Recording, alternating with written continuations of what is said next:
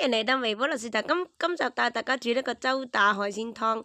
周打海鮮湯準備啲材料：新鮮海鮮，好似一啲蝦啦、魷魚啦、貝殼類啦、魚骨啦、魚頭、大蒜、薑大、葱、薑、鹽啦、料酒、胡椒粉、香菜、清水。做法呢就先準備一啲海鮮洗淨佢啦，蝦就去殼，魷魚呢就切成圈。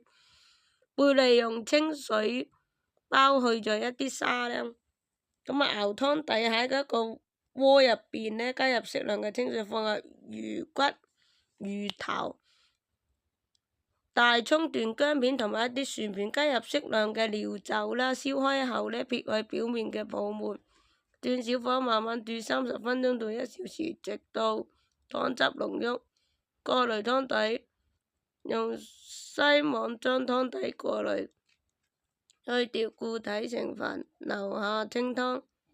煮海鮮湯過濾後嘅清湯倒回鍋入邊，加熱至沸騰，依次加入處理好嘅蝦、魷魚同埋貝類，煮至海鮮熟透，蝦變色、魷魚變白。一般來說，海鮮熟透嘅時間很短，1到3分鐘即可調味。